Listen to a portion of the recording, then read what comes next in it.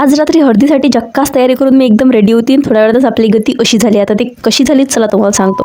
हो live everyone, तर आजच्या आपल्या रंगारंग कार्यक्रमाची सुरुवात आहे पाण्यानंच झाली, एंडिंग आहे पाण्यानंच झाली. आता स्टार्टिंग स्टार्ट करायला गेला सकाळपासून तर चांगलं धुवाधार पाणी चालू होतं इकडे, पण संध्याकाळी थोडीशी सूट दिली म्हणून तेवढा हळदीचा सेटअप बसला. आता तो बसला तर तेवढ्यात सगळेजण लागले तयारी करायला. आता आपल्या लिपापोतीचा कार्यक्रम तर लवकर आटपला. नवरीचा यायला वेळ होता थोडसा, तर मी खाली आली तेवढं. बाकीचे सगळे पाहुणेच्या आगमनाला सुरुवात झालीच होती धीरे धीरे. अगदी थोड्या वेळातच आपल्या इंतजारची घडी खतम झाली. या दोघांची एंट्री झाली. मग आपल्या हळदीच्या रंगारंग कार्यक्रमाला झाली सुरुवात. मग का सगळ्यांना एक एक जण येईन, एक एक जण नंबर लावणं चालू केला. सगळ्यात पहिलं तर मावशीने लावलं. मग म्हटलं चला आपण शुभकाम मध्ये देरीने करावं, पटापट जाऊ, नाही तर अर्धीत गर्दी तिथे चालूच होती. जसा विचार केला सेम झालंय तसंच. थोड्या वेळातच सगळ्यांची हळद लावून झाली की मग बाया एकमेकीच्या अंगावर भिडल्या. आणि बस फॉर्मॅलिटी पुरतं नवरदेव नवरीला समोर आणलं की हिनं कधी डान्स चालू करा ना आपण कधी भिडाव नाचायला. आणि बस थोड्या वेळात तसंच झालं. नवरदेव नवरी पडले साईडने, जे सगळे नाचायला लागले कशा कसे आडवं तिडवं सगळे घेण्यात आलं. हा आपला पुराच्या पुरा कार्यक्रम चालला. संध्याकाळी 7 वाजतापासून तर 11:30 वाजेपर्यंत पाय सुजेपर्यंत नाचले सगळेच्या सगळे. मग आणि मग जे घाल पडले सकाळी उठाच्या लायकीची राहिले त्यात मीच होती सगळ्यात पहिले.